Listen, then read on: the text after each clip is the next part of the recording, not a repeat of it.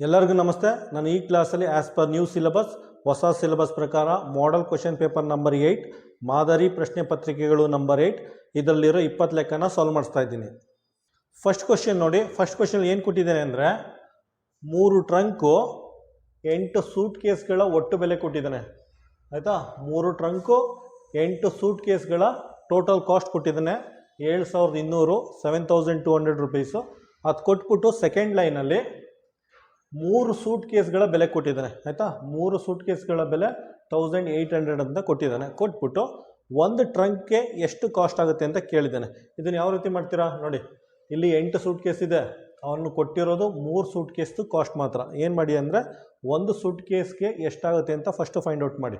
ಆಯಿತಾ, 3 ಸೂಟ್ ಕೇಸ್ಗೆ 1800 ರೂಪಾಯಿ ಆದರೆ ಒಂದು ಸೂಟ್ ಕೇಸ್ಗೆ ಎಷ್ಟಾಗುತ್ತೆ 1800 ಡಿವೈಡೆಡ್ ಬೈ 3.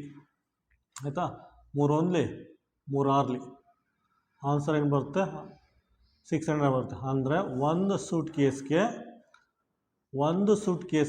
600 ಆಗುತ್ತೆ. ಆಯಿತಾ, ಅಂದರೆ 8 ಸೂಟ್ ಕೇಸ್ಗೆ ಎಷ್ಟಾಗುತ್ತೆ 8 ಸೂಟ್ ಕೇಸ್ಗೆ 8 ಇಂಟು 600 8 48.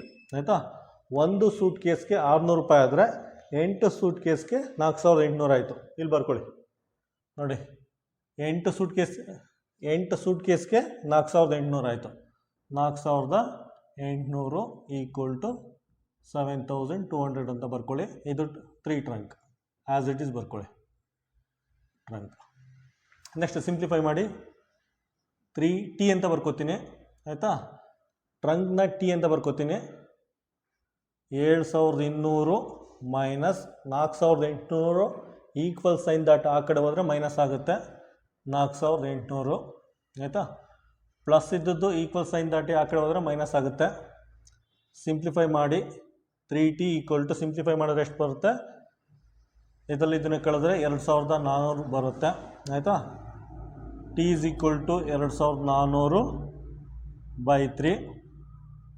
ಆಯಿತಾ, 3 ಡಿನಾಮಿನೇಟರ್ ಬಂದಿದೆ. 3 6 18 3 7 28 ಸಾರಿ 3 6 3 5 15 3 6 18 3 7 21 3 8 24. ಆಯಿತಾ, ಇದನ್ನು ಸಿಂಪ್ಲಿಫೈ ಮಾಡಿದ್ರೆ 800 ಬರುತ್ತೆ. ಇದರರ್ಥ ಪ್ರತಿ ಟ್ರಂಕ್ನ ಬೆಲೆ 800 ರೂಪಾಯಿ ಆಗಿರುತ್ತೆ. ಆನ್ಸರ್ ಏನು ಬರುತ್ತೆ, ಆನ್ಸರ್ ಎ.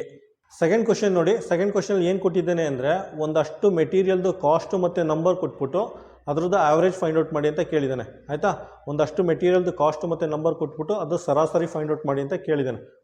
ನೋಡಿ, ಸರಾಸರಿ ಅಥವಾ ಆ್ಯಾವ್ರೇಜ್ ಅನ್ನೋ ಪದ ನೋಡಿದ ತಕ್ಷಣ ಅದನ್ನು ಫಾರ್ಮುಲಾ ಬರ್ಕೋಬೇಕು. ಸರಾಸರಿ ಅಂದರೆ ಒಟ್ಟು ಮೊತ್ತ ಡಿವೈಡೆಡ್ ಬೈ ಒಟ್ಟು ಸಂಖ್ಯೆ. ಆ್ಯಾವ್ರೇಜ್ ಅಂದರೆ total some divided by total number. ಈಗ ನೋಡಿ, 13 ಶರ್ಟ್ ಅಂತೆ, 13 ಶರ್ಟ್ ಅಂತೆ, 13 ಶರ್ಟು. ಒಂದೊಂದು ಶರ್ಟ್ದು ಕಾಸ್ಟು 50 ರುಪೀಸು. ಇಲ್ಲಿ 15 ಜೊತೆ ಶೂ ಇದೆಯಂತೆ, 15 ಜೊತೆ ಶೂ ಒಂದೊಂದು ಪೇರ್ದು ಕಾಸ್ಟು 60 ರೂಪಾಯಿ. ಮತ್ತು ಇಲ್ಲಿ 12 ಪೇಂಟ್ ಟಿನ್ ಇದೆಯಂತೆ, 12 ಪೇಂಟ್ ಟಿನ್ನು, ಒಂದೊಂದು ಪೇಂಟ್ ಟಿನ್ನು 65 ರೂಪಾಯಿ ಅಂತೆ. ಆಯಿತಾ, ಇಲ್ಲಿ total number of shirt, total number of shoes, total number of paint tin ಕೆಳಗಡೆ. ಆಯಿತಾ, ಒಟ್ಟು ಸಂಖ್ಯೆ ಒಟ್ಟು ಮೊತ್ತ. ಆಯಿತಾ, ಸಿಂಪ್ಲಿಫೈ ಮಾಡಿ. ಸಿಂಪ್ಲಿಫೈ ಮಾಡೋರು ಏನು ಬರುತ್ತೆ ನೋಡಿ.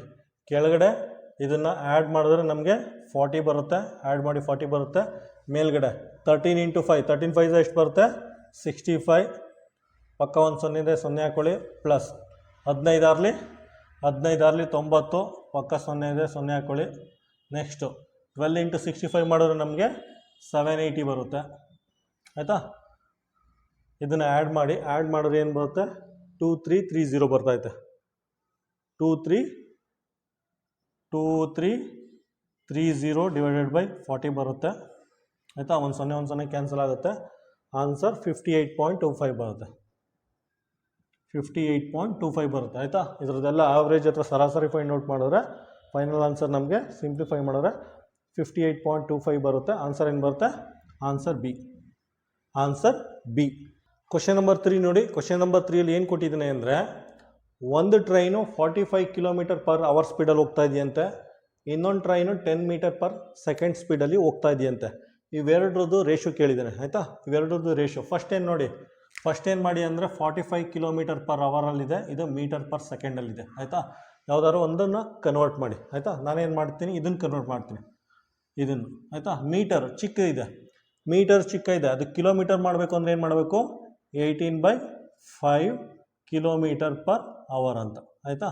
ನೋಡಿ ಎರಡು ನಂಬರ್ ಇದೆ, ಒಂದು 18/5 ಇದೆ, ಇನ್ನೊಂದು ನಂಬರು 5/18 ಇದೆ ಆಯಿತಾ. 18/5 ನೋಡಿ ಮೀಟರ್, ಮೀಟರ್ ಅಂದರೆ ಚಿಕ್ಕ, ಮೀಟರಿಂದ ಕಿಲೋಮೀಟರ್ಗೆ ಕನ್ವರ್ಟ್ ಮಾಡಬೇಕಾದ್ರೆ m/s km/h ಕನ್ವರ್ಟ್ ಮಾಡಬೇಕಾದ್ರೆ ಮೀಟರ್ ಅಂದರೆ ಚಿಕ್ಕ ಆಯಿತಾ. ಚಿಕ್ಕದನ್ನು ದೊಡ್ಡ ಮಾಡ್ತಾ ಇದ್ದೀರಾ, ಸೊ ದೊಡ್ಡ ನಂಬರ್ನ ಮಲ್ಟಿಪ್ಲೈ ಮಾಡಿ ಆಯಿತಾ. ನೋಡಿ ಮೀಟರಿಂದ km/h ಕನ್ವರ್ಟ್ ಮಾಡ್ತಾ ಇದ್ವಿ, ಅದಕ್ಕೆ ನ್ಯೂಮರೇಟರಲ್ಲಿ ದೊಡ್ಡ ನಂಬರ್ ಇದೆ, ದೊಡ್ಡ ನಂಬರ್ನ ಮಲ್ಟಿಪ್ಲೈ ಮಾಡಿ. ಸಪೋಸ್ ಅವ್ರೇನಾದರೂ km/s ಇಂದ km/h ಇದು km/h ಇಂದ m/s ಕನ್ವರ್ಟ್ ಮಾಡಿ ಅಂತ ಏನಾದ್ರು ಕೇಳಿದ್ರೆ ಆಗ ನೋಡಿ ಕಿಲೋಮೀಟರು ದೊಡ್ಡದಿದೆ, ದೊಡ್ಡದನ್ನು ಚಿಕ್ಕ ಮಾಡಬೇಕು ಅಂದರೆ ನ್ಯೂಮರೇಟ್ರಲ್ಲಿ 5 ಇದೆ, ಚಿಕ್ಕ ನಂಬರ್ ಇದೆ, ಇದನ್ನು ಮಲ್ಟಿಪ್ಲೈ ಮಾಡಬೇಕು. ಈ ರೀತಿ ನೀವು ನೆನ್ಪಿಟ್ಕೊಳ್ಳಿ ಆಯಿತಾ. ಇಲ್ಲಿ ನೋಡಿ ಚಿಕ್ಕದ್ರಿಂದ ದೊಡ್ಡ ಮಾಡ್ತಾ ಇದ್ದೀರಾ, ಸೊ ನ್ಯೂಮರೇಟ್ರು ದೊಡ್ಡ ಇರೋದನ್ನ ಮಲ್ಟಿಪ್ಲೈ ಮಾಡಿ ಆಯಿತಾ. ಸಿಂಪ್ಲಿಫೈ ಮಾಡಿ ಏನು ಬರುತ್ತೆ, 5 1s 5 2s 18 × 2 36 km/h ಆಯಿತು ಆಯಿತಾ. ಈಗ ರೇಷಿಯೋ ಕೇಳಿದ್ದೇನೆ, ಇದ್ರದ್ದು ಮತ್ತು ಇದ್ರದ್ದು ರೇಷಿಯೋ ಕೇಳಿದ್ದೇನೆ. ಹಾಗೇನು ಮಾಡಿ ಅಂದರೆ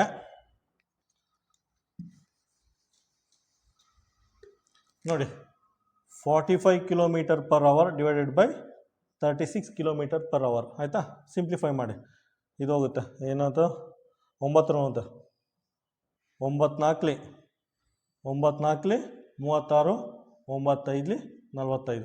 ರೇಷಿಯೋ ಏನು ಬರುತ್ತೆ 5/4 ಅಥವಾ ಇದನ್ನು 5:4 ಅಂತ ಬರ್ಕೋಬೋದು, ಇದನ್ನು 5:4 ಅಂತ ಬರ್ಕೋಬೋದು. ಈ ರೇಷಿಯೋ 5/4 ಅಥವಾ 5:4 ಅಂತ ಬರ್ಕೋಬೋದು.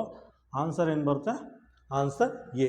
ಕ್ವಶನ್ ನಂಬರ್ 4 ನೋಡಿ. ಕ್ವಶನ್ ನಂಬರ್ 4 ಏನು ಕೊಟ್ಟಿದ್ದಾನೆ ಅಂದರೆ ಒಂದು ವಸ್ತುನ 363 ರೂಪಾಯಿಗೆ ಮಾರಿದ್ರೆ, ಒಂದು ವಸ್ತುನ 363 ರೂಪಾಯಿಗೆ ಮಾರಿದರೆ 10% ಪ್ರಾಫಿಟ್ ಸಿಗುತ್ತಂತೆ ಆಯಿತಾ. 10% ಪ್ರಾಫಿಟ್ ಸಿಗುತ್ತಂತೆ ಆಯಿತಾ. ನನಗೆ 10% ಪ್ರಾಫಿಟ್ ಬೇಡ, 30% ಪ್ರಾಫಿಟ್ ಬೇಕು ಆಯಿತಾ. 10% ಬೇಡ, ನನಗೆ 30% ಪ್ರಾಫಿಟ್ ಬೇಕು ಅಂದರೆ ಆ ವಸ್ತುನ ಎಷ್ಟಕ್ಕೆ ಸೆಲ್ ಮಾಡಬೇಕು ಅಂತ ಕೇಳಿದ್ದಾರೆ ಆಯಿತಾ. ಆ ವಸ್ತುನ ಎಷ್ಟಕ್ಕೆ ಮಾರಾಟ ಮಾಡಬೇಕು ಅಂತ ಕೇಳಿದ್ದಾರೆ. ನೋಡಿ ಯಾವುದೇ ಒಂದು ಕ್ವಶನಲ್ಲಿ ಸೆಲ್ಲಿಂಗ್ ಪ್ರೈಸು ಮತ್ತು ಪ್ರಾಫಿಟ್ ಪರ್ಸೆಂಟೇಜ್ ಏನೋ ಕೊಟ್ಟರೆ, ಸೆಲ್ಲಿಂಗ್ ಪ್ರೈಸು ಪ್ರಾಫಿಟ್ ಅಥವಾ ಲಾಸ್ದು ಪರ್ಸೆಂಟೇಜ್ ಕೊಟ್ಟರೆ ಈ ಫಾರ್ಮುಲಾ ಬರ್ಕೊಳ್ಳಿ ಆಯಿತಾ. Selling price is equal to 100 ಮೇಲ್ಗಡೆ 100 ಆಯಿತಾ ಇಂಟು ಕಾಸ್ಟ್ ಪ್ರೈಸ್. ಈ ಫಾರ್ಮುಲಾ ಬರ್ಕೋಬೇಕು ಹಿಂಗೆ ಆಯಿತಾ. ಸೆಲ್ಲಿಂಗ್ ಪ್ರೈಸು ಪ್ರಾಫಿಟ್ ಅಥವಾ ಸೆಲ್ಲಿಂಗ್ ಪ್ರೈಸು ಲಾಸ್ ಪರ್ಸೆಂಟೇಜ್ ಏನಾರು ಕೊಟ್ಟರೆ, ಪರ್ಸೆಂಟೇಜ್ ಲಾಸು ಅಥವಾ ಸೆಲ್ಲಿಂಗ್ ಪ್ರೈಸು ಪರ್ಸೆಂಟೇಜ್ ಪ್ರಾಫಿಟ್ಟು ಅಥವಾ ಸೆಲ್ಲಿಂಗ್ ಪ್ರೈಸ್ ಕೊಟ್ಟರೆ ಈ ರೀತಿ ಬರ್ಕೊಳ್ಳಿ ಆಯಿತಾ. ಈ ರೀತಿ ಬರ್ಕೊಂಡು ಇಲ್ಲಿ ಪ್ರಾಫಿಟ್ ಕೊಟ್ಟಿದ್ದಾನೆ, ಪ್ರಾಫಿಟ್ ಕೊಟ್ಟಿರೋದ್ರಿಂದ ಪ್ಲಸ್ ಪಿ ಅಂತ ಬರ್ಕೊಳ್ಳಿ ಆಯಿತಾ. ಬರ್ಕೊಂಡು ಫಸ್ಟ್ ಇದನ್ನು ಸಿಂಪ್ಲಿಫೈ ಮಾಡಿ, ಇದನ್ನು ಸಿಂಪ್ಲಿಫೈ ಮಾಡಿ ಕಾಸ್ಟ್ ಪ್ರೈಸ್ ಫೈಂಡ್ ಔಟ್ ಮಾಡಿ ಆಯಿತಾ. ಸೆಲ್ಲಿಂಗ್ ಪ್ರೈಸ್ 363 ಇದೆ, ಡಿನಾಮಿನೇಟ್ರಲ್ಲಿ 100 ಇದೆ, 100 ಪ್ರಾಫಿಟ್ ಎಷ್ಟಿದೆ, ಪ್ರಾಫಿಟ್ಟು 10% ಇದೆ, 10 ಅಂತ ಬರ್ಕೊಂಡು ಸಿಂಪ್ಲಿಫೈ ಮಾಡಿ. ಕಾಸ್ಟ್ ಪ್ರೈಸು ಗೊತ್ತಿಲ್ಲ, ಇದನ್ನು ಕ್ಯಾಲ್ಕುಲೇಟ್ ಮಾಡ್ತಾಯಿದ್ದೀವಿ. ಏನಾಗುತ್ತೆ 363 ಇದು 100 ಮೇಲ್ಗಡೆ 110 ಇಂಟು ಕಾಸ್ಟ್ ಪ್ರೈಸ್ ಆಗುತ್ತೆ ಆಯಿತಾ. 1 0 ಕ್ಯಾನ್ಸಲ್ ಆಗುತ್ತೆ. ಇದನ್ನು ಸಿಂಪ್ಲಿಫೈ ಮಾಡಿದ್ರೆ 363 ಇಂಟು 10/11 ಈಕ್ವಲ್ ಸೈನ್ ನೋಡಿ 11/10 ಈಕ್ವಲ್ ಸೈನ್ ದಾಟಿ ಈ ಕಡೆ ಬಂದರೆ ಪಲ್ಟಿ ಆಗುತ್ತೆ. 10/11 ಈಕ್ವಲ್ ಟು ಕಾಸ್ಟ್ ಪ್ರೈಸ್ ಆಗುತ್ತೆ ಆಯಿತಾ. ಇದನ್ನು ಸಿಂಪ್ಲಿಫೈ ಮಾಡಿ, ಇದನ್ನು ಸಿಂಪ್ಲಿಫೈ ಮಾಡಿದ್ರೆ ಏನು ಬರುತ್ತೆ ಅಂದರೆ 330 ಬರುತ್ತೆ. ಕಾಸ್ಟ್ ಪ್ರೈಸು 330 ಬರುತ್ತೆ ಆಯಿತಾ. ಕಾಸ್ಟ್ ಪ್ರೈಸ್ ಬಂತು. ಈಗೇನು ಮಾಡಿ ಅಂದರೆ ಕಾಸ್ಟ್ ಪ್ರೈಸು 330 ಬಂತು. ಈಗೇನು ಮಾಡಿ ಅಂದರೆ ಆಯಿತಾ 30% ಪ್ರಾಫಿಟ್ ಬೇಕು ಅಂದರೆ ಅದನ್ನು ಎಷ್ಟಕ್ಕೆ ಮಾರಬೇಕು ಅಂತ ಫೈಂಡ್ ಔಟ್ ಮಾಡಬೇಕು ಆಯಿತಾ. ಸೇಮ್ ಫಾರ್ಮುಲಾ, ಇದಕ್ಕೂ same formula. Selling price is equal to 100 ಮೇಲ್ಗಡೆ 100 ಕಾಸ್ಟ್ ಪ್ರೈಸ್ ಆಯಿತಾ. ಇಲ್ಲೂ ಪ್ರಾಫಿಟ್ ಇರೋದ್ರಿಂದ ಪ್ಲಸ್ ಪಿ ಅಂತ ಹಾಕ್ಕೊಳ್ಳಿ ಆಯಿತಾ. ಈಗ ನೋಡಿ 100 ಪ್ರಾಫಿಟ್ ಪರ್ಸೆಂಟ್ ಎಷ್ಟು 30% ಅಂತೆ 30 ಹಾಕ್ಕೊಳ್ಳಿ ಆಯಿತಾ. ಕಾಸ್ಟ್ ಪ್ರೈಸ್ ಗೊತ್ತಿದೆ ನಮಗೆ, ಕಾಸ್ಟ್ ಪ್ರೈಸ್ ಆಲ್ರೆಡಿ ಕ್ಯಾಲ್ಕುಲೇಟ್ ಮಾಡಿದ್ವಿ 330. ಇದನ್ನು ಸಿಂಪ್ಲಿಫೈ ಮಾಡಿ, ಇದೇನಾಗುತ್ತೆ 130 ಡಿವೈಡೆಡ್ ಬೈ 100 ಇಂಟು 330 ಆಯಿತಾ. 1 0 ಕ್ಯಾನ್ಸಲ್ ಆಗುತ್ತೆ, ಇದೊಂದು 0 ಕ್ಯಾನ್ಸಲ್ ಆಗುತ್ತೆ, 13 ಇಂಟು 33 ಆಗುತ್ತೆ ಆಯಿತಾ. 13 ಇಂಟು 33 ಮಲ್ಟಿಪ್ಲೈ ಮಾಡಿದ್ರೆ ನಮಗೆ ಏನು ಬರುತ್ತೆ ಅಂದರೆ 429 ಬರುತ್ತೆ, 429 ಬರುತ್ತೆ ಆಯಿತಾ. ಆನ್ಸರ್ ಏನು ಬರುತ್ತೆ, ಆನ್ಸರ್ ಸಿ ಆಗಿರುತ್ತೆ ಆಯಿತಾ. ಇದರ ಅರ್ಥ ನೋಡಿ, ಒಂದು ವಸ್ತುನ 363 ರೂಪಾಯಿಗೆ ಮಾರಿದ್ರೆ 10% ಪ್ರಾಫಿಟ್ ಸಿಗುತ್ತಂತೆ ಆಯಿತಾ. ಅದೇ ವಸ್ತುನ ಎಷ್ಟಕ್ಕೆ ಮಾರಿದ್ರೆ ನಮಗೆ 30% ಪ್ರಾಫಿಟ್ ಸಿಗುತ್ತೆ ಅಂತ ಕೇಳಿದ್ದೇನೆ ಆಯಿತಾ. ಅದೇ ವಸ್ತುನ ಎಷ್ಟಕ್ಕೆ ಮಾರಿದ್ರೆ 30% ಪ್ರಾಫಿಟ್ ಸಿಗುತ್ತೆ ಅಂತ ಕೇಳಿದ್ದೇನೆ ಆಯಿತಾ. 363 ರೂಪಾಯಿ ಬದಲಾಗಿ 429 ರೂಪಾಯಿಗೆ ಮಾರಿದ್ರೆ ಆಯಿತಾ, 429 ರೂಪಾಯಿಗೆ ಮಾರಿದ್ರೆ ನಮಗೆ 30% ಪ್ರಾಫಿಟ್ ಸಿಗುತ್ತೆ. ಆನ್ಸರ್ ಏನು ಬರುತ್ತೆ ಇದಕ್ಕೆ, ಆನ್ಸರ್ ಸಿ. ಕ್ವಶನ್ ನಂಬರ್ 5 ನೋಡಿ. ಕ್ವಶನ್ ನಂಬರ್ 5ಅಲ್ಲಿ ಏನು ಕೊಟ್ಟಿದ್ದಾನೆ ಅಂದರೆ, ಒಂದು ಚೀಲ ಇದೆಯಂತೆ, ಒಂದು ಚೀಲ ಅಂದರೆ ಒಂದು ಬ್ಯಾಗ್ ಇದೆಯಂತೆ, ಆ ಬ್ಯಾಗಲ್ಲಿ 2 ರೂಪಾಯಿನ ಕಾಯಿನ್ ಇದೆಯಂತೆ, 1 ರೂಪಾಯಿ ಕಾಯಿನ್ ಇದೆಯಂತೆ, ಮತ್ತು 50 ಪೈಸದ ಕಾಯಿನ್ ಇದೆಯಂತೆ ಆಯಿತಾ. 2 ರೂಪಾಯಿನ ಕಾಯಿನು, 1 ರೂಪಾಯಿನ ಕಾಯಿನು, 50 ಪೈಸದ ಕಾಯಿನು, ಈ ಮೂರೂ ಸೇರಿಸಿದ್ರೆ ಆ ಬ್ಯಾಗಲ್ಲಿ 72 ರೂಪಾಯಿ ಇದೆಯಂತೆ ಆಯಿತಾ. ಒಂದು ಬ್ಯಾಗಲ್ಲಿ 2 ರೂಪಾಯಿನ ಕಾಯಿನು, 1 ರೂಪಾಯಿನ ಕಾಯಿನು ಮತ್ತು 50 ಪೈಸದ ಕಾಯಿನ್ ಇದೆಯಂತೆ, ಆ ಮೂರು ಕಾಯಿನು ಸೇರಿಸಿದ್ರೆ ಆ ಬ್ಯಾಗಲ್ಲಿ 72 ರೂಪಾಯಿ ಇದೆಯಂತೆ ಆಯಿತಾ. ಆ ಕಾಯಿನ್ದು ರೇಷಿಯೋ ಕೊಟ್ಟಿದ್ದಾನೆ, ಆ ಕಾಯಿನ್ದು ರೇಷಿಯೋ 2 ರೂಪಾಯಿನ ಕಾಯಿನು, 1 ರೂಪಾಯಿನ ಕಾಯಿನು, 50 ಪೈಸದ ಕಾಯಿನ್ದು ರೇಷಿಯೋ ಕೊಟ್ಟಿದ್ದಾನೆ 1:2:4 ಅಂತ ಆಯಿತಾ. ಅದು ರೇಷಿಯೋ ಕೊಟ್ಟಿದ್ದಾನೆ 1:2:4 ಅಂತ. ಅದನ್ನು ಆ ರೀತಿ ಬರ್ಕೊಳ್ಳಿ. ಫಸ್ಟು 2 ರೂಪಾಯಿನ ಕಾಯಿನು, 1 ರೂಪಾಯಿನ ಕಾಯಿನು ಮತ್ತು 50 ಪೈಸನ್ನ ಅರ್ಧ ರೂಪಾಯಿ ಅಂತ ಬರ್ಕೋತೀನಿ ಆಯಿತಾ. 2 ರೂಪಾಯಿನ ಕಾಯಿನು, 1 ರೂಪಾಯಿನ ಕಾಯಿನು, 50 ಪೈಸನ ಅರ್ಧ ರೂಪಾಯಿ ಅಂತ ಬರ್ಕೋತೀನಿ ಆಯಿತಾ. ಈಗ ಇದನ್ನು ಆ್ಯಡ್ ಮಾಡಿ, ಇದನ್ನು ಮಲ್ಟಿಪ್ಲೈ ಮಾಡಿ. 2 ರೂಪಾಯಿನ ಕಾಯಿನ್ ರೇಷಿಯೋ ಎಷ್ಟಿದೆ, ಎಕ್ಸ್ ಅಂತ ಇದೆ. 2 ರೂಪಾಯಿಂದು ಕಾಯಿನ್ದು ರೇಷಿಯೋ, 2 ರೂಪಾಯಿಂದು ಕಾಯಿನ್ದು ರೇಷಿಯೋ ಎಕ್ಸ್ ಇದೆ. 1 ರೂಪಾಯಿಂದು ಕಾಯಿನ್ದು ರೇಷಿಯೋ 2x ಇದೆ. ನೆಕ್ಸ್ಟ್ 50 ಪೈಸದ್ದು ಕಾಯಿನ್ದು ರೇಷಿಯೋ 4x ಇದೆ ಆಯಿತಾ, 4x ಇದೆ. ಇದನ್ನು ಸಿಂಪ್ಲಿಫೈ ಮಾಡಿ, ಇದೇನಾಗುತ್ತೆ 2x ಆಗುತ್ತೆ, ಇದೇನಾಗುತ್ತೆ 2x ಆಗುತ್ತೆ, ಇದೇನಾಗುತ್ತೆ 2 1s 2 2s, ಅದು 2x ಆಗುತ್ತೆ, ಈಕ್ವಲ್ ಟು 72 ಆಗುತ್ತೆ. ಆ್ಯಡ್ ಮಾಡಿ 6x equal to 72, x equal to 12 ಆಗುತ್ತೆ. ಸಿಂಪ್ಲಿಫೈ ಮಾಡಿದ್ರೆ x ಈಕ್ವಲ್ ಟು 12 ಆಗುತ್ತೆ. ಅಲ್ಲೇನು ಕೇಳಿರೋದು 50 ಪೈಸದ ನಾಣ್ಯಗಳ ಸಂಖ್ಯೆ ಎಷ್ಟಿದೆ ಅಂತ ಆಯಿತಾ. 50 ಪೈಸೆ ಇದೆಯಲ್ಲ ಆ ಕಾಯಿನ್ಸು ಎಷ್ಟು ನಂಬರ್ಸ್ ಇದೆ ಅಂತ ಕೇಳಿದ್ದೇನೆ. ಎಷ್ಟು ನಂಬರ್ಸ್ ಇದೆ ಇಲ್ಲಿ ನೋಡಿ, ಅದ್ರ ರೇಷಿಯೋ 4x ಇದೆ. 50 ಪೈಸೆ ಕಾಯಿನ್ ಇದೆಯಲ್ಲ, 50 ಪೈಸೆ ಕಾಯಿನು ಆಯಿತಾ, ಅದು 4x ಇದೆ. 4 ಇಂಟು ಎಕ್ಸ್ ಅಂದರೆ ಎಷ್ಟು 12, 12 48 ಇದೆ ಆಯಿತಾ. 50 ಪೈಸೆ ಕಾಯಿನ್ ಇದೆಯಲ್ಲ, 50 ಪೈಸೆ ಕಾಯಿನು 48 ನಂಬರ್ ಇದೆ ಆ ಬ್ಯಾಗಲ್ಲಿ ಆಯಿತಾ. ಆನ್ಸರ್ ಏನು ಬರುತ್ತೆ, answer B, answer B. Question number 6 ನೋಡಿ. ಕ್ವಶನ್ ನಂಬರ್ 6ಅಲ್ಲಿ ಏನು ಕೇಳಿದ್ದೇನೆ ಅಂದರೆ, face value and place value, ಮುಖ ಬೆಲೆ ಮತ್ತು ಸ್ಥಾನ ಬೆಲೆ ಯಾವ ಜಾಗದಲ್ಲಿ ಸಮನಾಗಿರುತ್ತದೆ ಅಂತ ಕೇಳಿದ್ದೇನೆ. 4 ಆಪ್ಷನ್ ಕೊಟ್ಟಿದ್ದೇನೆ. ಒಂದನೇದು ಒನ್ಸ್ ಪ್ಲೇಸ್, ಕನ್ನಡದಲ್ಲಿ ಬಿಡಿ ಸ್ಥಾನ. ಎರಡನೇದು ಟೆನ್ಸ್ ಪ್ಲೇಸ್, ಕನ್ನಡದಲ್ಲಿ 10ರ ಸ್ಥಾನ. ಮೂರನೇದು 100 ಪ್ಲೇಸ್, 100ರ ಸ್ಥಾನ. ನಾಲ್ಕನೇದು ನೆವರ್, ಯಾವಾಗಲೂ ಸಮನಾಗಿಲ್ಲ ಅಂದ್ಬಿಟ್ಟು 4ನೇ ಆಪ್ಷನ್ ಕೊಟ್ಟಿದ್ದಾನೆ. ಯಾವ್ದು ಬರುತ್ತೆ ಅಂದರೆ ಇದಕ್ಕೆ ಆನ್ಸರ್ ಎ ಬರುತ್ತೆ, ಆನ್ಸರ್ ಎ ಆಯಿತಾ. ನೋಡಿ ಒಂದು ಎಕ್ಸಾಂಪಲ್ ತೊಗೊಂಡು ಎಕ್ಸ್ಪ್ಲೇನ್ ಮಾಡ್ತೀನಿ. 987 ಅಂತ ಒಂದು ನಂಬರ್ ತೊಗೊಳ್ಳಿ ಆಯಿತಾ. 987, ಫಸ್ಟು ನಂಬರ್ 9 ತೊಗೊಳ್ಳಿ. ನಂಬರ್ 9ದು ಮುಖ ಬೆಲೆ ಎಷ್ಟು, ಮುಖದಲ್ಲಿ ಎಷ್ಟು ಕಾಣಿಸ್ತಾ ಇದೆ, ಮುಖದಲ್ಲಿ 9 ಕಾಣಿಸ್ತಾ ಇದೆ ಆಯಿತಾ. ನೆಕ್ಸ್ಟು ಅದರದ್ದು ಪ್ಲೇಸ್ ವ್ಯಾಲ್ಯೂ, ಸ್ಥಾನ ಬೆಲೆ ಯಾವ ರೀತಿ ಫೈಂಡ್ ಔಟ್ ಮಾಡ್ತೀರಾ, 9 ಕೆಳಗಡೆ 9 ಬರ್ಕೊಳ್ಳಿ, ಅದು ಹಿಂದೆ ಎಲ್ಲ 0 ಸುತ್ತಿ ಆಯಿತಾ. 900 ಆಗುತ್ತೆ ಆಯಿತಾ. 9ದು ಪ್ಲೇಸ್ ವ್ಯಾಲ್ಯೂ 900 ಆಗುತ್ತೆ ಆಯಿತಾ. ಎರಡು ಸಮವಾಗಿದೆಯಾ, ಎರಡು ಸಮ ಆಗಿಲ್ಲ ಆಯಿತಾ. ನೆಕ್ಸ್ಟ್ ನೋಡಿ, ನೆಕ್ಸ್ಟು 987 ತೊಗೋತೀನಿ. 987ನಲ್ಲಿ ನಂಬರ್ 8 ತೊಗೋತೀನಿ. ನಂಬರ್ 8 ಫೇಸ್ ವ್ಯಾಲ್ಯೂ ಎಷ್ಟಿದೆ, 8 ಆಯಿತಾ. ನಂಬರ್ 8 ಪ್ಲೇಸ್ ವ್ಯಾಲ್ಯೂ ಸ್ಥಾನ ಬೆಲೆ ಎಷ್ಟಿದೆ 8 ಬರ್ಕೊಳ್ಳಿ, ಅದರಿಂದೆಲ್ಲ 0 ಸತಿ ಆಯಿತಾ. ನಂಬರ್ 8 ಸ್ಥಾನ ಬೆಲೆ ಎಷ್ಟಿರುತ್ತೆ 80 ಇರುತ್ತೆ ಆಯಿತಾ. 2 ಈಕ್ವಲ್ ಇದೆಯಾ, 2 ಈಕ್ವಲ್ ಇಲ್ಲ ಆಯಿತಾ. ನೆಕ್ಸ್ಟ್ ಏನು ಮಾಡ್ತೀನಿ 987 ನಂಬರ್ 7 ತೊಗೋತೀನಿ. ನಂಬರ್ 7 ಪ್ಲೇಸ್ ವ್ಯಾಲ್ಯೂ ಎಷ್ಟಿದೆ, ಸಾರಿ ನಂಬರ್ 7 ಫೇಸ್ ವ್ಯಾಲ್ಯೂ ಮುಖ ಬೆಲೆ ಎಷ್ಟಿದೆ 7 ಇದೆ ಆಯಿತಾ. ನೆಕ್ಸ್ಟ್ ನಂಬರ್ 7 ಪ್ಲೇಸ್ ವ್ಯಾಲ್ಯೂ ಎಷ್ಟಿದೆ, ನಂಬರ್ 7 ಪ್ಲೇಸ್ ವ್ಯಾಲ್ಯೂ 7 ಇರುತ್ತೆ ಆಯಿತಾ. ಇಲ್ಲಿ ನೋಡಿ ಗೊತ್ತಾಗುತ್ತೆ ಆಯಿತಾ. ಅಂದರೆ ಯಾವುದೇ ಒಂದು ಸಂಖ್ಯೆಗೆ ಒನ್ಸ್ ಪ್ಲೇಸ್ ಅಥವಾ ಯೂನಿಟ್ ಪ್ಲೇಸ್ ಕನ್ನಡದಲ್ಲಿ ಬಿಡಿ ಸ್ಥಾನದಲ್ಲಿ ಫೇಸ್ ವ್ಯಾಲ್ಯೂ ಮತ್ತು ಪ್ಲೇಸ್ ವ್ಯಾಲ್ಯೂ ಎರಡು ಸಮನಾಗಿರ್ತದೆ ಆಯಿತಾ. ಮುಖ ಬೆಲೆ ಮತ್ತು ಸ್ಥಾನ ಬೆಲೆ ಸಮನಾಗಿರುತ್ತೆ. ಆನ್ಸರ್ ಏನು ಬರುತ್ತೆ, ಆನ್ಸರ್ ಎ.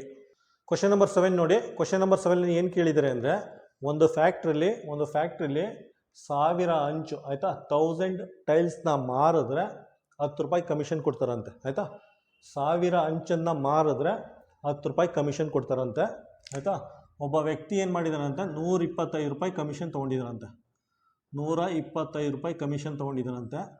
125 ರೂಪಾಯಿ ಕಮಿಷನ್ ತೊಗೊಂಡಿದ್ರೆ ಆ ವ್ಯಕ್ತಿ ಎಷ್ಟು ಅಂಚನ್ನು ಮಾರಿದ್ದಾನೆ ಅಂತ ಕೇಳಿದ್ದಾರೆ ಆಯಿತಾ. ಯಾವ ರೀತಿ ಫೈಂಡ್ ಔಟ್ ಮಾಡ್ತೀರಾ ನೋಡಿ. 1000 ಅಂಚು ಮಾರಿದ್ರೆ 10 ರೂಪಾಯಿ ಅಂತೆ ಆಯಿತಾ. ಹಾಗಂದರೆ 1 ರೂಪಾಯಿಗೆ ಎಷ್ಟು ಅಂಚು ಮಾರಬೇಕು ಫೈಂಡ್ ಔಟ್ ಮಾಡಿ. 1 ರೂಪಾಯಿಗೆ 10 ಡಿನಾಮಿನೇಟರ್ ಬರುತ್ತೆ, 10 ಕ್ಯಾನ್ಸಲ್ ಆಗುತ್ತೆ ಆಯಿತಾ.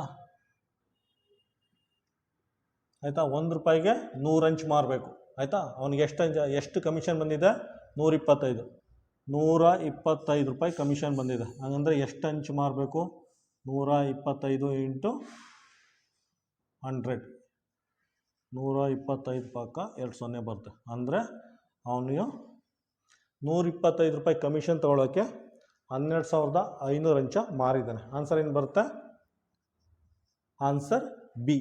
ಕ್ವಶನ್ ನಂಬರ್ 8 ನೋಡಿ. ಕ್ವಶನ್ ನಂಬರ್ 8ಅಲ್ಲಿ ಏನು ಕೊಟ್ಟಿದ್ದಾನೆ ಅಂದರೆ, ಸೆಲ್ಲಿಂಗ್ ಪ್ರೈಸ್ ಆಫ್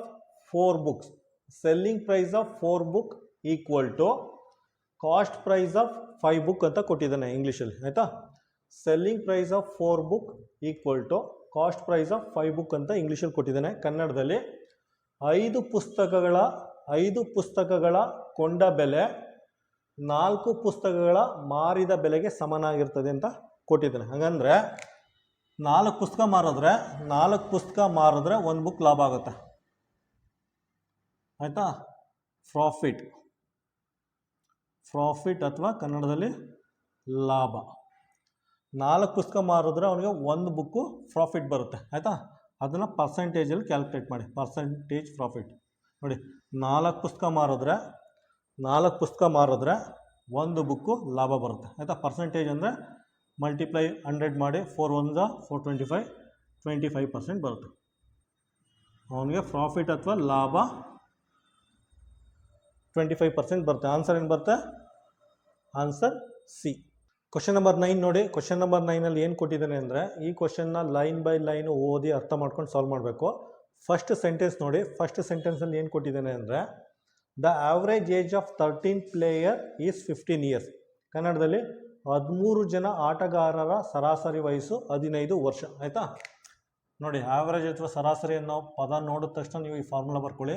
ಫಾರ್ಮುಲಾ ಬರ್ಕೊಂಡು ಸಾಲ್ವ್ ಮಾಡಿ. ನೋಡಿ, ಪುನಃ ಆವ್ರೇಜ್ ಅಂತ ಬರ್ಕೋತೀನಿ. Average is equal to sum by total number ಆಯಿತಾ. ನೋಡಿ, ಆವ್ರೇಜ್ ಏಜ್ ಆಫ್ 13 ಪ್ಲೇಯರ್ಸ್ ಆಯಿತಾ. ಟೋಟಲ್ ನಂಬರ್ ಆಫ್ ಪ್ಲೇಯರ್ಸ್ ಎಷ್ಟಿದ್ದಾರೆ 13 ಜನ ಇದ್ದಾರೆ. Average age of 13 player is 15 ಅಂತೆ ಆಯಿತಾ. 13 ಜನ ಆಟಗಾರರ ಸರಾಸರಿ ವಯಸ್ಸು 15 ಅಂತೆ ಆಯಿತಾ.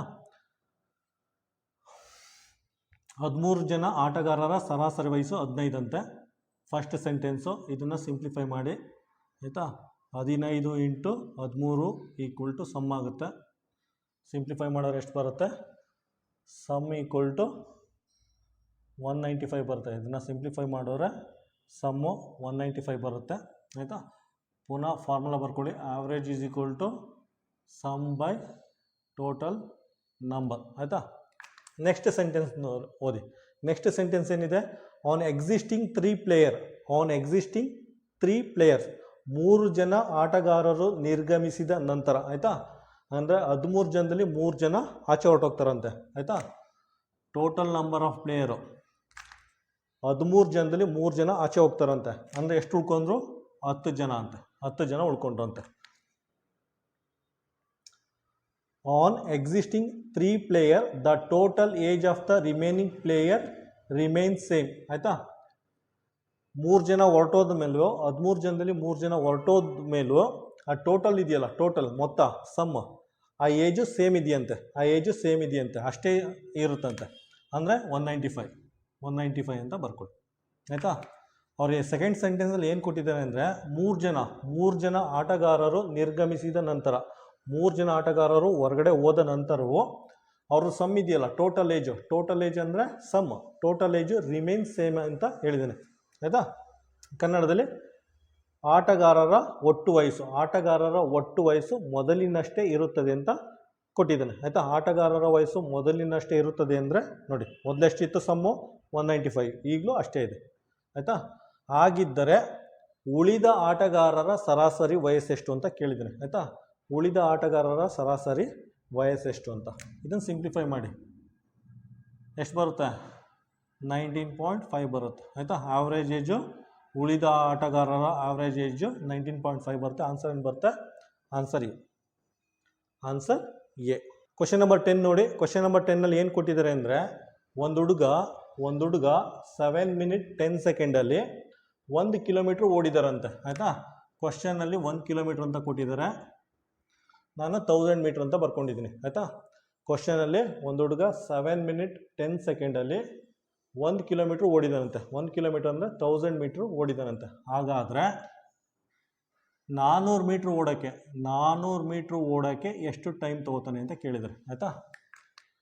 1000 ಮೀಟ್ರ್ ಓಡೋಕ್ಕೆ 7 ಮಿನಿಟ್ 10 ಸೆಕೆಂಡ್ ತೊಗೊಂಡ್ರೆ 400 ಮೀಟ್ರ್ ಓಡೋಕ್ಕೆ ಎಷ್ಟು ಟೈಮ್ ತೊಗೊಳ್ತಾನೆ ಅಂತ ಕ್ವಶನ್ ಕೇಳಿದ್ದಾರೆ, ಆಯಿತಾ. ಫಸ್ಟ್ ಏನು ಮಾಡಿ, ಇದನ್ನು ಸಿಂಪ್ಲಿಫೈ ಮಾಡಿ.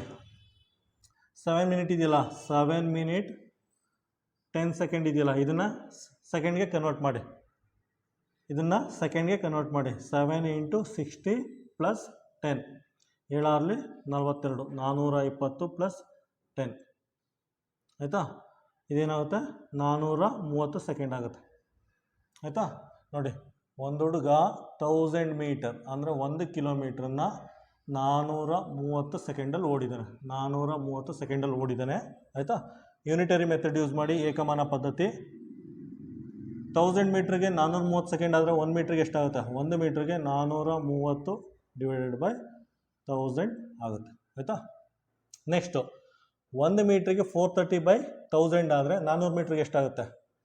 400 ಮೀಟ್ರಿಗೆ 430 divided by 1000 multiply by 400 multiply ಮಾಡಿ, ಆಯಿತಾ. ಮಾಡಿಬಿಟ್ಟು ಸಿಂಪ್ಲಿಫೈ ಮಾಡಿ.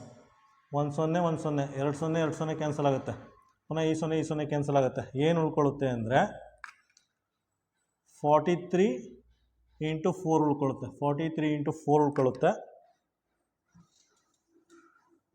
ಆಯಿತಾ. 43 ಇಂಟು 4ನ ಮಲ್ಟಿಪ್ಲೈ ಮಾಡಿ. 43 ಇಂಟು 4ನ ಮಲ್ಟಿಪ್ಲೈ ಮಾಡಿದ್ರೆ ನಮ್ಗೆ ಏನು ಬರುತ್ತೆ ಅಂದರೆ 172 ಸೆಕೆಂಡ್ ಬರುತ್ತೆ, 172 ಸೆಕೆಂಡ್ ಬರುತ್ತೆ, ಆಯಿತಾ. ಅಂದರೆ 400 ಮೀಟರ್ ಓಡೋಕ್ಕೆ ಅವನು 172 ಸೆಕೆಂಡ್ ತೊಗೊಂಡಿದ್ದಾನೆ ಅಂತ ಅರ್ಥ, ಆಯಿತಾ. ಅಲ್ಲಿ 172 ಸೆಕೆಂಡ್ ಅಂತ ಕೊಟ್ಟಿಲ್ಲ, ಎಲ್ಲ ಮಿನಿಟು ಸೆಕೆಂಡಲ್ಲಿ ಕೊಟ್ಟಿದ್ದಾನೆ. ಆದ್ದರಿಂದ ಇದನ್ನು ಮಿನಿಟು ಸೆಕೆಂಡ್ಗೆ ಕನ್ವರ್ಟ್ ಮಾಡಿ. ಯಾವ ರೀತಿ ಮಾಡ್ತೀರಾ ಅಂದರೆ ನೋಡಿ, 60ಇಂದ 172ನ ಇದು ಮಾಡಿ, ಆಯಿತಾ. 60ಇಂದ 172ನ ಡಿವೈಡ್ ಮಾಡಿ. 62 120 ಆಗುತ್ತೆ, ಇಲ್ಲಿ 52 ಉಳಿಯುತ್ತೆ. ನೋಡಿ, ಇದೇನಾಗುತ್ತೆ? 2 ಮಿನಿಟ್ಸ್ 52 ಸೆಕೆಂಡ್ ಆಗುತ್ತೆ, ಆಯಿತಾ. ಇವು 172 ಸೆಕೆಂಡ್ ಇದೆಯಲ್ಲ, ಇದನ್ನು ಮಿನಿಟು ಸೆಕೆಂಡಿಗೆ ಕನ್ವರ್ಟ್ ಮಾಡಿದ್ರೆ 2 ಮಿನಿಟ್ 52 ಸೆಕೆಂಡ್ ಆಗುತ್ತೆ. ಆನ್ಸರ್ ಏನು ಬರುತ್ತೆ? Answer B. ಕ್ವಶನ್ ನಂಬರ್ 11 ನೋಡಿ. ಕ್ವಶನ್ ನಂಬರ್ 11ರಲ್ಲಿ ಈ ರೀತಿ ರೇಷಿಯೋ ಮತ್ತು ಪ್ರಪೋರ್ಷನ್ ಕೊಟ್ಬಿಟ್ಟು ಎಕ್ಸ್ ವ್ಯಾಲ್ಯೂ ಫೈಂಡ್ ಔಟ್ ಮಾಡಿ ಅಂತ ಕೇಳಿದ್ದಾರೆ. ಫಸ್ಟ್ ಏನು ಮಾಡಿ, ಇದೊಂದು ರೇಷಿಯೋನ ಈ ರೀತಿ ಬರ್ಕೊಳ್ಳಿ. 2/3 ನ್ಯೂಮರೇಟ್ರಲ್ಲಿ 3/4 ಅಂತ ಬರ್ಕೊಳ್ಳಿ. ಆಯಿತಾ? ಈ ಪ್ರಪೋರ್ಷನ್ಗೆ ಈಕ್ವಲ್ ಸೈನ್ ಹಾಕ್ಕೊಳ್ಳಿ. ಮೇಲ್ಗಡೆ ಎಕ್ಸ್ ಇರುತ್ತೆ, ಕೆಳಗಡೆ 5/6 ಇರುತ್ತೆ. ಆಯಿತಾ? ಇದನ್ನೆಲ್ಲ ರೀಅರೇಂಜ್ ಮಾಡ್ಕೊಳ್ಳಿ. ಇದೇನಾಗುತ್ತೆ 2/3 ಅಂತ ಬರ್ಕೊಳ್ಳಿ. ಆಯಿತಾ? 3/4 ಮೇಲ್ಗಡೆ ಬಂದರೆ ಪಲ್ಟಿ ಆಗುತ್ತೆ, 4/3 ಆಗುತ್ತೆ, ಈಕ್ವಲ್ ಟು ಎಕ್ಸ್ ಆಗುತ್ತೆ. ಆಯಿತಾ? ನೋಡಿ 5/6 ಈ ಕಡೆ ಬಂದರೆ ಏನಾಗುತ್ತೆ 5/6 ಅದೇ ರೀತಿ ಉಳ್ಕೊಳ್ಳುತ್ತೆ. ಈಗ ಸಿಂಪ್ಲಿಫೈ ಮಾಡಿ. 2 1s 2 3s. ಆಯಿತಾ? ಡಿನಾಮಿನೇಟ್ರಲ್ಲಿ ಏನು ಬರುತ್ತೆ, ಮೇಲ್ಗಡೆ ನ್ಯೂಮರೇಟ್ರಲ್ಲಿ 5 4 20, ನ್ಯೂಮರೇಟ್ರಲ್ಲಿ 5 4 20 ಬರುತ್ತೆ, ಕೆಳಗಡೆ 3 3 9 9 9 3 27. ಎಕ್ಸ್ ಈಕ್ವಲ್ ಟು 20/27 ಆಗುತ್ತೆ. 20/27 ಅಂದರೆ ಆನ್ಸರ್ ಬಿ ಆಗಿರುತ್ತೆ. ಕ್ವಶನ್ ನಂಬರ್ 12 ನೋಡಿ. ಕ್ವಶನ್ ನಂಬರ್ 12ಅಲ್ಲಿ ಈ ರೀತಿ 4 ಆಪ್ಷನ್ ಕೊಟ್ಟಿದ್ದಾನೆ. ಈ ರೀತಿ 4 ಆಪ್ಷನ್ ಕೊಟ್ಬಿಟ್ಟು ಯಾವ ಜೋಡಿ ಭಿನ್ನವಾಗಿದೆ ಅಂತ ಕೇಳಿದ್ದಾನೆ. ಆಯಿತಾ? ಇಂಗ್ಲೀಷಲ್ಲಿ which pair of number is different from others ಅಂತ ಕೇಳಿದ್ದಾನೆ. ಆಯಿತಾ? ನೋಡಿ 4 4 4 16, 4ದು ಸ್ಕ್ವೇರ್ ಆಗುತ್ತೆ 4, ಇದೇನಾಗುತ್ತೆ 4 ಸ್ಕ್ವೇರ್ ಆಗುತ್ತೆ, 4 4 16. ಇದು ನೋಡಿ 8 8 8 64 ಆಗುತ್ತೆ. ಇದು 2 2 2 2 ಸ್ಕ್ವೇರ್ ಅಂದರೆ 4 ಆಗುತ್ತೆ. ಇದು ನೋಡಿ, ಇದು ಆ ಥರ ಬರಲ್ಲ. ಆಯಿತಾ? ಸೊ ಆನ್ಸರ್ ಏನಾಗುತ್ತೆ, ಆನ್ಸರ್ ಎ ಆಗುತ್ತೆ. ಕ್ವಶನ್ ನಂಬರ್ 13 ನೋಡಿ. ಕ್ವಶನ್ ನಂಬರ್ 13ನಲ್ಲಿ ಈ ರೀತಿ 3 ನಂಬರ್ ಪ್ಯಾಟ್ರನ್ ಕೊಟ್ಟಿದ್ದಾನೆ. ಈ ರೀತಿ 3 ನಂಬರ್ ಪ್ಯಾಟ್ರನ್ ಕೊಟ್ಬಿಟ್ಟು ಫಸ್ಟ್ ಪ್ಯಾಟ್ರನ್ನಲ್ಲಿ ಎಲ್ಲ ಫಿಲ್ ಆಗಿದೆ, ಸೆಕೆಂಡ್ ಪ್ಯಾಟ್ರನ್ನಲ್ಲಿ ಎಲ್ಲ ಫಿಲ್ ಆಗಿದೆ, 3ನೇ ಪ್ಯಾಟ್ರನ್ನಲ್ಲಿ ಇದೊಂದು ಖಾಲಿ ಬಿಟ್ಟಿದ್ದಾನೆ. ಇಲ್ಲಿ ಯಾವ ನಂಬರ್ ಬರಬೇಕು ಅಂತ ಕೇಳಿದ್ದಾನೆ. ನೋಡಿ ಇಲ್ಲಿ ನೋಡಿ 4 × 1. ಇದರಲ್ಲಿ ಯಾವ ರೀತಿ 4 × 1 ಏನಾಗುತ್ತೆ 4 ಬರುತ್ತೆ. ನೆಕ್ಸ್ಟು 2 × 3, 2 × 3 ಏನಾಗುತ್ತೆ 6 ಬರುತ್ತೆ. ಎರಡನ್ನೂ ಆ್ಯಡ್ ಮಾಡಿ 10 ಬರುತ್ತೆ. ಆಯಿತಾ?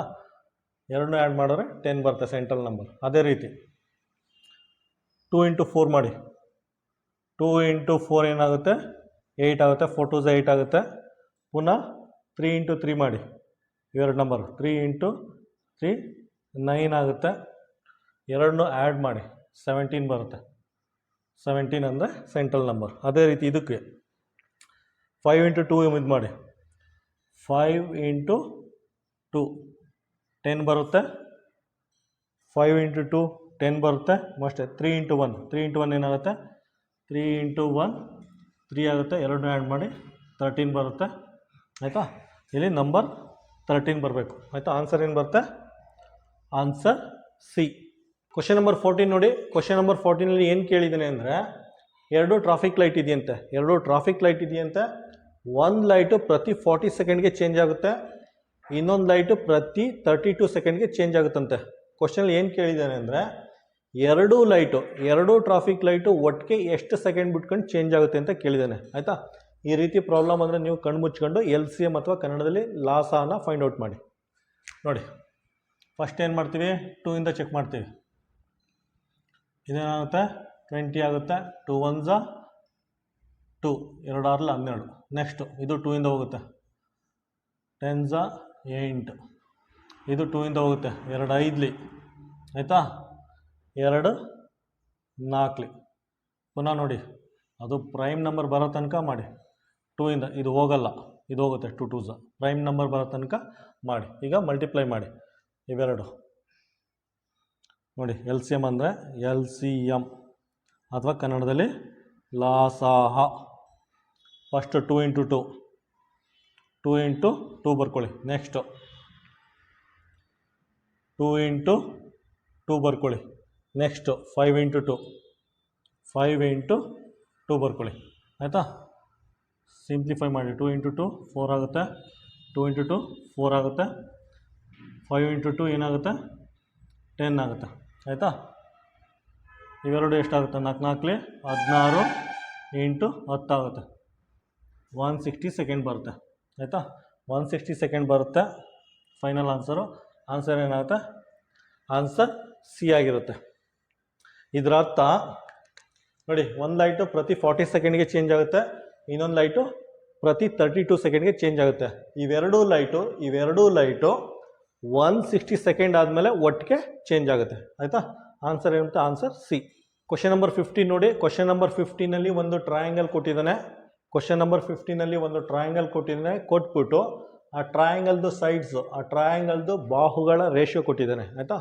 ಆ ಟ್ರಯಾಂಗಲ್ದು ಬಾಹುಗಳ ರೇಷಿಯೋ 3:5:13 ಅಂತ ಕೊಟ್ಟಿದ್ದಾನೆ. ಆಯಿತಾ? ಬಾಹುಗಳ ರೇಷಿಯೋ ಕೊಟ್ಬಿಟ್ಟು ಪೆರಿಮೀಟರ್ ಕೊಟ್ಟಿದ್ದಾನೆ. ಪೆರಿಮೀಟರ್ ಅಂದರೆ ಸುತ್ತಳತೆಯನ್ನು ಕೊಟ್ಟಿದ್ದಾನೆ. ಅದನ್ನು ಪೆರಿಮೀಟರ್ ಅಂತ ಹೇಳ್ತೀವಿ. 63 ಸೆಂಟಿಮೀಟರ್ ಅಂತ. ಆಯಿತಾ? ಈ ಟ್ರಯಾಂಗಲ್ದು ಸುತ್ತಳತೆಯನ್ನು ಕೊಟ್ಟಿದ್ದಾನೆ. ಕೊಟ್ಬಿಟ್ಟು ಅದ್ರ ಸೈಡ್ಸ್, ಅದರ ಬಾಹುಗಳನ್ನ ಲೆಂತ್ನ ಫೈಂಡ್ ಔಟ್ ಮಾಡಿ ಅಂತ ಕೇಳಿದ್ದಾನೆ. ಆಯಿತಾ?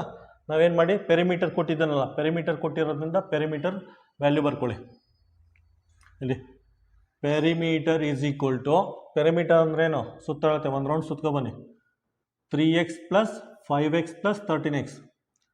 3x + 5x + 13x. ಆಯಿತಾ? ಪೆರಿಮೀಟರ್ ಕೊಟ್ಟಿದ್ದಾನೆ. ಪೆರಿಮೀಟರು 63 ಸೆಂಟಿಮೀಟರ್. ಆಯಿತಾ? ಇದೆಷ್ಟಾಗುತ್ತೆ? ಆ್ಯಡ್ ಮಾಡಿ 21x ಆಗುತ್ತೆ. ಆಯಿತಾ? ಸಿಂಪ್ಲಿಫೈ ಮಾಡಿ ಇದೇನಾಗುತ್ತೆ? x = 3 ಆಗುತ್ತೆ. x = 3 ಆಗುತ್ತೆ. ಅವನು ಬಾಹುಗಳ ಲೆಂತ್ ಕೊಟ್ಟವನಲ್ಲ, ಏನಂತ ಬಾಹುಗಳ ಲೆಂತ್ ಕೊಟ್ಟಿರೋದು? 3x = 5x = 13x ಅಂತ. ಆಯಿತಾ? ಎಕ್ಸ್ಗೆ ವ್ಯಾಲ್ಯೂ ಹಾಕಿ. 3 × 3, 5 × x ಅಂದರೆ 3, 13 × x ಅಂದರೆ 3. ಆಯಿತಾ?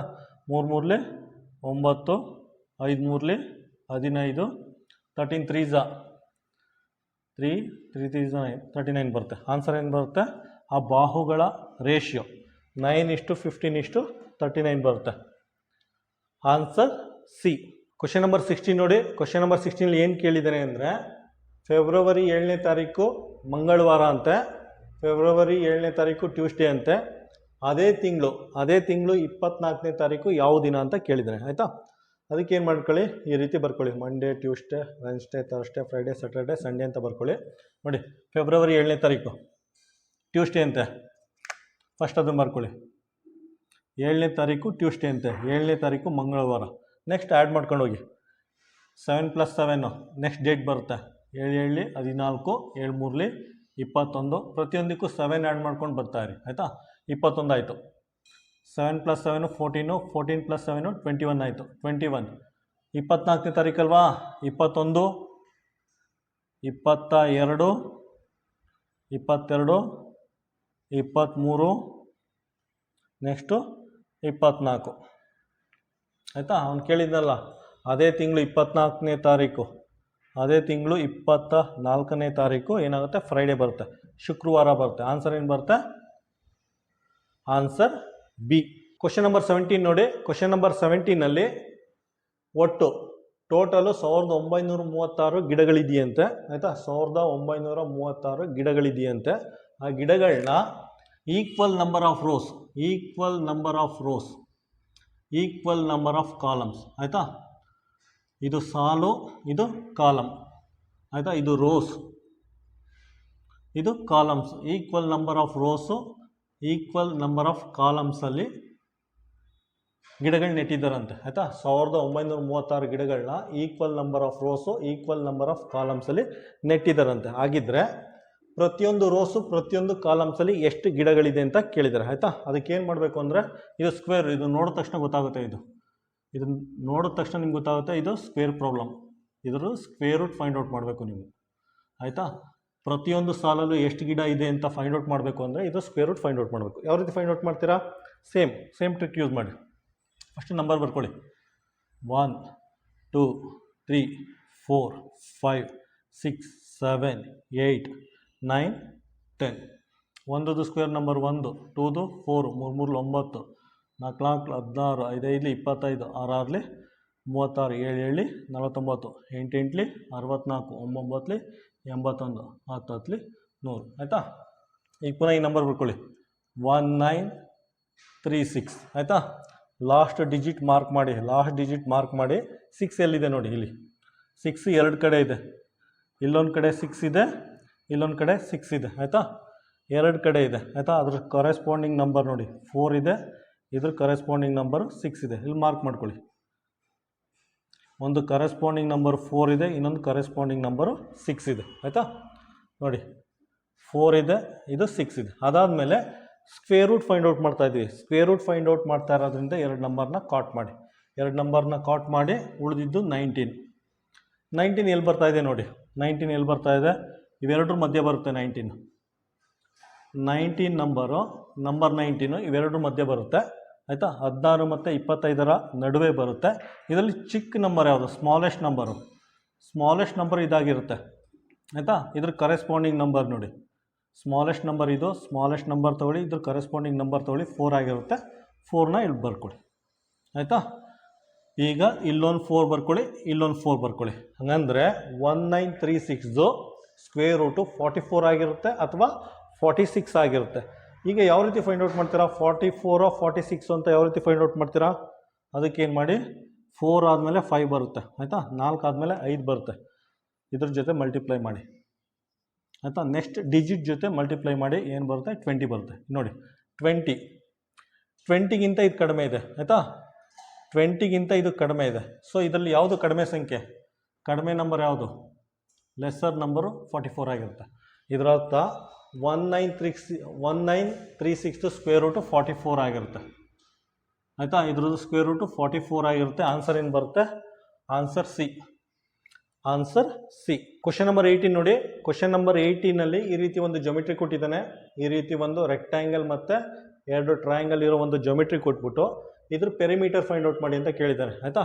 ಇದ್ರ ಸುತ್ತಳತೆ ಪೆರಿಮೀಟರ್ನ ಫೈಂಡ್ ಔಟ್ ಮಾಡ್ಬೇಕಂತೆ ಆಯಿತಾ, ಸುತ್ತಳತೆನ ಫೈಂಡ್ ಔಟ್ ಮಾಡ್ಬೇಕಂತ. ನೋಡಿ ಪೆರಿಮೀಟರ್ ಅಂದರೆ ನೋಡಿ ಒಂದು ರೌಂಡ್ ಸುತ್ಕೊ ಬರಬೇಕು ಆಯಿತಾ. ಇಲ್ಲಿ ಡೈಮೆನ್ಷನ್ ಕೊಟ್ಟಿಲ್ಲ, ಇಲ್ಲಿಂದ ಇಲ್ಲಿಗೆ ಡೈಮೆನ್ಷನ್ ಕೊಟ್ಟಿಲ್ಲ. ಇದು ರೆಕ್ಟ್ಯಾಂಗಲ್ ನೋಡಿ, ಇದು ರೆಕ್ಟ್ಯಾಂಗಲ್ ಆಗಿರೋದ್ರಿಂದ ಈ ಸೈಡು ಸೇಮ್ ಇರುತ್ತೆ ಆಯಿತಾ. 4 + 4 ಇದು 8 ಆಗಿರುತ್ತೆ ಆಯಿತಾ. 4 + 4 ಇದು 8 ಆಗಿರುತ್ತೆ. ಇದು ರೆಕ್ಟ್ಯಾಂಗಲ್, ಈ ಸೈಡು ಮತ್ತು ಈ ಸೈಡು ಎರಡು ಸೇಮ್ ಇರುತ್ತೆ. ಅದಾದಮೇಲೆ ನೋಡಿ ಇದ್ರ ಡೈಮೆನ್ಷನ್ ಕೊಟ್ಟಿಲ್ಲ, ಇದ್ರ ಡೈಮೆನ್ಷನ್ ಆಯಿತಾ, ಅದನ್ನು ಫೈಂಡ್ ಔಟ್ ಮಾಡ್ಬೇಕು ನಾವು. ನೋಡಿ ಟ್ರಯಾಂಗಲ್ ಬರ್ಕೊಳ್ಳಿ ಆಯಿತಾ, ಈ ಟ್ರಯಾಂಗಲ್ ಬರ್ಕೊಳ್ಳಿ. ಕೆಳಗಡೆ 4 ಇದೆ, ಹೈಟು 3 ಇದೆ, ಇದ್ರ ಡೈಮೆನ್ಷನ್ ಕೊಟ್ಟಿಲ್ಲ. ಯಾವ ರೀತಿ ಫೈಂಡ್ ಔಟ್ ಮಾಡ್ತೀರಾ, ಇದಕ್ಕೆ ಪೈಥಾಗರಸ್ ಫಾರ್ಮುಲಾ ಯೂಸ್ ಮಾಡಬೇಕು. ಯಾವುದು, c² = 3² + 4² ಆಯಿತಾ. ಡಯಾಗನಲ್ ಇದೆಯಲ್ಲ, ಡಯಾಗನಲ್ ಸ್ಕ್ವೇರ್ = 3² + 4² ಆಗುತ್ತೆ. ನೋಡಿ 3² ಅಂದರೆ 9, 4² ಅಂದರೆ 16, 9 + 16 25 ಆಗುತ್ತೆ. 25ನ ನಾವು 5 × 5 ಅಂತ ಬರ್ಕೋಬೋದು, ಇದನ್ನು c × c ಅಂತ ಬರ್ಕೋಬೋದು. ಅಂದರೆ c = 5 ಆಗಿರುತ್ತೆ ಆಯಿತಾ. ಈ ಸೈಡ್ ಏನಾಗುತ್ತೆ 5 ಅಂತ ಬರ್ಕೋಬೋದು. ಇದು 3, ಇದು 4, ಇದು 5 ಆಗಿರುತ್ತೆ ಆಯಿತಾ. ಸೊ ಇದು 5 ಆಗಿರುತ್ತೆ, ಇದು 5 ಆಗಿದ್ದರೆ ಇದು 5 ಆಗಿರುತ್ತೆ. ಸೇಮ್ ಟ್ರಯಾಂಗಲ್ ಆಪೋಸಿಟ್ ಡೈರೆಕ್ಷನ್ ಇದೆ, ಇದು 5 ಆಗಿರುತ್ತೆ ಆಯಿತಾ. ಬೇಕು ಅಂದರೆ ಕ್ಯಾಲ್ಕುಲೇಟ್ ಮಾಡಿ, ಈ ರೀತಿ ಬರ್ಕೊಂಡು ಕ್ಯಾಲ್ಕುಲೇಟ್ ಮಾಡಿ. ಇದು 4 ಇದೆ, ಇದು 3 ಇದೆ, ಕ್ಯಾಲ್ಕುಲೇಟ್ ಮಾಡಿದ್ರೆ ಇದು 5 ಬರುತ್ತೆ ಆಯಿತಾ. ಈಗ ಇದ್ರ ಪೆರಿಮೀಟರ್ ಫೈಂಡ್ ಔಟ್ ಮಾಡಿ. ಪೆರಿಮೀಟರ್ ಸುತ್ತಳತೆ ನೋಡಿ, ಪೆರಿಮೀಟರ್ ಯಾವ ರೀತಿ ಫೈಂಡ್ ಔಟ್ ಮಾಡ್ತೀರಾ, ಒಂದು ಕಾರ್ನರ್ ಇಟ್ಕೊಳ್ಳಿ, ಒಂದು ರೌಂಡ್ ಸುತ್ಕೊಬನ್ನಿ. ಇಲ್ಲಿಂದ ಇಲ್ಲಿಗೆ 8 ಇದೆ, 8 ಬರ್ಕೊಳ್ಳಿ ಆಯಿತಾ. ಇಲ್ಲಿಂದ ಇಲ್ಲಿಗೆ 4 ಇದೆ, +4 ಬರ್ಕೊಳ್ಳಿ ಆಯಿತಾ. ಇಲ್ಲಿಂದ ಇಲ್ಲಿಗೆ 5, ಇಲ್ಲಿಂದ ಇಲ್ಲಿಗೆ 5 ಇದೆ, 5 ಬರ್ಕೊಳ್ಳಿ. ಪುನಃ ಇಲ್ಲಿಂದ ಇಲ್ಲಿಗೆ 5 ಇದೆ, +5 ಬರ್ಕೊಳ್ಳಿ ಆಯಿತಾ. ಪುನಃ ಇಲ್ಲಿಂದ ಇಲ್ಲಿಗೆ 4 ಇದೆ, +4 ಇದೆ ಬರ್ಕೊಳ್ಳಿ, ಆ್ಯಡ್ ಮಾಡ್ಕೊಳ್ಳಿ. ಇಲ್ಲಿಂದ ಶುರು ಮಾಡಿ ಒಂದು ರೌಂಡ್ ಹಿಂಗೆ ಸುತ್ಕೊಬಿಡಿ. 8, 8 × 4 12, 12 × 5 17, 17 × 5 22, 22 4 ಏನಾಗುತ್ತೆ 26 ಆಗುತ್ತೆ. ಇದನ್ನು ಆ್ಯಡ್ ಮಾಡಿದ್ರೆ ಡೈರೆಕ್ಟಾಗಿ 26 ಸೆಂಟಿಮೀಟರ್ ಬರುತ್ತೆ ಆಯಿತಾ. 26 ಸೆಂಟಿಮೀಟರ್ ಬರುತ್ತೆ. ಆನ್ಸರ್ ಏನು ಬರುತ್ತೆ, ಆನ್ಸರ್ ಸಿ. ಇದ್ರಲ್ಲಿ ನೋಡಿ, ಈ ಕ್ವಶನಲ್ಲಿ ಕೇರ್ಫುಲ್ಲಾಗಿ ನೋಡಿ, ಇದರಲ್ಲಿ ಸುತ್ತಳತೆ ಅಥವಾ ಪೆರಿಮೀಟರ್ ಫೈಂಡ್ ಔಟ್ ಮಾಡಿ ಅಂತ ಕೇಳಿರೋದು ಆಯಿತಾ. ಸುತ್ತಳತೆ ಅಂದರೆ ಒಂದು ರೌಂಡ್ ಸುತ್ಕೊ ಬರಬೇಕು, ಹೀಗೆ ಒಂದು ರೌಂಡು ಸುತ್ಕೊಂಡು ಹೋಗಬೇಕು. ಇದೆಲ್ಲ ಕ್ಯಾಲ್ಕುಲೇಟ್ ಮಾಡಬಾರ್ದು, ಇದೆಲ್ಲ ಅವಶ್ಯಕತೆ ಇಲ್ಲ, ಇದೆಲ್ಲ ಸುತ್ತಳತೆ ಅಲ್ಲ ಆಯಿತಾ. ಇದು ಸುತ್ತಳತೆ. ನಿಜವಾಗ್ಲೂ ಹೇಳಬೇಕು ಅಂದರೆ ಇದು ಸುತ್ತಳತೆ. ಇಲ್ಲಿಂದ ಶುರು ಮಾಡಿ ಹಿಂಗೋಗಿ ಹಿಂಗೆ ಬಂದು ವಾಪಸ್ ಹಿಂಗೆ ಬನ್ನಿ, ಆಯಿತಾ. ಈ ರೀತಿ ಸುತ್ತಳತೆನ ಫೈಂಡ್ ಔಟ್ ಮಾಡಬೇಕು, ಆಯಿತಾ. ಈ ರೀತಿ ಕ್ಯಾಲ್ಕುಲೇಟ್ ಮಾಡ್ಕೊಂಡ್ರೆ ನಿಮಗೆ ಏನು ಬರುತ್ತೆ, ಸುತ್ತಳತೆ 26 ಸೆಂಟಿಮೀಟರ್ ಬರುತ್ತೆ. ಆನ್ಸರ್ ಸಿ ಆಗಿರುತ್ತೆ. ಕ್ವಶನ್ ನಂಬರ್ 19 ನೋಡಿ. ಕ್ವಶನ್ ನಂಬರ್ 19ನಲ್ಲಿ 116 ಅಥವಾ 116 ಡಿಗ್ರಿ ಕೋನದ ಸಪ್ಲಿಮೆಂಟ್ರಿ ಆ್ಯಂಗಲ್ ಕೇಳಿದ್ದಾನೆ. ಸಪ್ಲಿಮೆಂಟ್ರಿ ಅಥವಾ ಪರಿಪೂರಕ ಕೋನ ಕೇಳಿದ್ದಾನೆ, ಆಯಿತಾ. ಫಸ್ಟ್ ನಮಗೆ ಇದು ಕ್ಲಾರಿಟಿ ಇರಬೇಕು. ಕಾಂಪ್ಲಿಮೆಂಟ್ರಿ ಆ್ಯಂಗಲ್ ಅಂದ್ರೇನು, ಸಪ್ಲಿಮೆಂಟ್ರಿ ಆ್ಯಂಗಲ್ ಅಂದ್ರೇನು, ಪೂರಕ ಕೋನ ಅಂದ್ರೇನು, ಪರಿಪೂರಕ ಕೋನ ಅಂದ್ರೇನು ಅಂತ ಕ್ಲಾರಿಟಿ ಇರಬೇಕು. ನೋಡಿ, ಪೂರಕ ಕೋನ ಅಂದರೆ ಸಮ್ ಆಫ್ ಆ್ಯಂಗಲು 90 ಡಿಗ್ರಿ ಇರುತ್ತೆ, ಆಯಿತಾ. ಸಮ್ ಆಫ್ ಆ್ಯಂಗಲು 90 ಡಿಗ್ರಿ ಇರುತ್ತೆ. ಪರಿಪೂರಕ ಕೋನ ಅಂದರೆ ಸಮ್ ಆಫ್ ಆ್ಯಂಗಲು 180 ಡಿಗ್ರಿ ಇರುತ್ತೆ, ಆಯಿತಾ. ಪರಿಪೂರಕ ಅಥವಾ ಸಪ್ಲಿಮೆಂಟ್ರಿ ಆ್ಯಂಗಲ್ ಅಂದರೆ ಸಮ್ ಆಫ್ ಆ್ಯಂಗಲು 180 ಡಿಗ್ರಿ ಇರುತ್ತೆ, ಆಯಿತಾ. ಇದು ನೋಡಿ, ಇದನ್ನು ಯಾವ ರೀತಿ ಕ್ಯಾಲ್ಕುಲೇಟ್ ಮಾಡ್ತೀರಾ, ಏನಿಲ್ಲ 180 ಡಿಗ್ರಿ. ಅವ್ನು ಕೇಳಿರೋದು ಸಪ್ಲಿಮೆಂಟ್ರಿ ಆ್ಯಂಗಲ್, ಪರಿಪೂರಕ ಕೋನ. ಆದ್ದರಿಂದ 180 ಡಿಗ್ರಿಲಿ 116ನ ಮೈನಸ್ ಮಾಡಿ, 116 ಡಿಗ್ರಿನ ಮೈನಸ್ ಮಾಡಿ, ಎಷ್ಟು ಬರುತ್ತೆ, 10ರಲ್ಲಿ 6 ಕಳೆದ್ರೆ 4, ಆಯಿತಾ. ಪುನಃ 7ರಲ್ಲಿ 1 ಕಳೆದ್ರೆ 7, 7ನಲ್ಲಿ 1 ಕಳೆದ್ರೆ 6 ಆಗುತ್ತೆ, ಆಯಿತಾ. ಇದ್ರದ್ದು ಸಪ್ಲಿಮೆಂಟ್ರಿ ಆ್ಯಂಗಲ್, ಇದ್ರದ್ದು ಸಪ್ಲಿಮೆಂಟ್ರಿ ಅಥವಾ ಪರಿಪೂರಕ ಕೋನ ಎಷ್ಟಾಗುತ್ತೆ, 66 ಡಿಗ್ರಿ ಆಗಿರುತ್ತೆ. ಆನ್ಸರ್ ಏನು ಬರುತ್ತೆ, ಆನ್ಸರ್ ಎ. ಕ್ವಶನ್ ನಂಬರ್ 20 ನೋಡಿ. ಕ್ವಶನ್ ನಂಬರ್ 20ಲಿ ಏನು ಕೇಳಿದ್ದಾನೆ ಅಂದರೆ difference between highly populated and less populated cities ಕೇಳಿದ್ದಾನೆ, ಆಯಿತಾ. ಇದು ಸಿಟಿದು ಪಾಪ್ಯುಲೇಷನ್ ಕೊಟ್ಟಿದ್ದಾನೆ. ಆಗ್ರಾ, ಬೆಂಗಳೂರು, ಮುಂಬೈ, ಪಣಜಿ ಮತ್ತು ಹೈದರಾಬಾದು ಸಿಟಿದು ಪಾಪ್ಯುಲೇಷನ್ ಕೊಟ್ಟಿದ್ದಾನೆ. ಕೊಟ್ಬಿಟ್ಟು difference between highly populated and less populated cities ಅಂತ ಕೇಳಿದ್ದಾನೆ, ಆಯಿತಾ. ಕನ್ನಡದಲ್ಲಿ ಅತಿ ಹೆಚ್ಚು ಮತ್ತು ಅತಿ ಕಡಿಮೆ ಜನಸಂಖ್ಯೆ ಹೊಂದಿರುವ ನಗರಗಳ ನಡುವಿನ ವ್ಯತ್ಯಾಸ ಕೇಳಿದ್ದಾನೆ, ಆಯಿತಾ. ಫಸ್ಟ್ ನೋಡಿ, ಅತಿ ಹೆಚ್ಚು ಯಾವುದು ಪಾಪ್ಯುಲೇಷನ್ ಇದೆ, ಮುಂಬೈ ನೋಡಿ. ಮುಂಬೈದು ಅತಿ ಹೆಚ್ಚು ಪಾಪ್ಯುಲೇಷನ್ ಇದೆ, ಆಯಿತಾ. ಅದೆಷ್ಟಿದೆ, 6 ಕೋಟಿ ಇದೆ. ಮುಂಬೈದು ಪಾಪ್ಯುಲೇಷನ್ನು 6 ಕೋಟಿ ಇದೆ. ಮತ್ತು ಅತಿ ಕಡಿಮೆ ಯಾವುದೇ, ಅತಿ ಕಡಿಮೆ ಪಣಜಿ ಇದೆ, ಪಣಜಿ ಅತಿ ಕಡಿಮೆ ಪಾಪ್ಯುಲೇಷನ್ನು ಪಣಜಿ ಇದೆ. ಅದೆಷ್ಟಿದೆ, 2 ಕೋಟಿ ಇದೆ, ಆಯಿತಾ. 2ರ ನಡುವಿನ ವ್ಯತ್ಯಾಸ ಅಂದರೆ ಮೈನಸ್ ಮಾಡಬೇಕು. ಮೈನಸ್ ಮಾಡಿದ್ರೆ ಎಷ್ಟು ಬರುತ್ತೆ, 4 ಕೋಟಿ ಬರುತ್ತೆ, ಆಯಿತಾ. 4 ಕೋಟಿ ಬರುತ್ತೆ. ಆನ್ಸರ್ ಏನಿರುತ್ತೆ, ಆನ್ಸರ್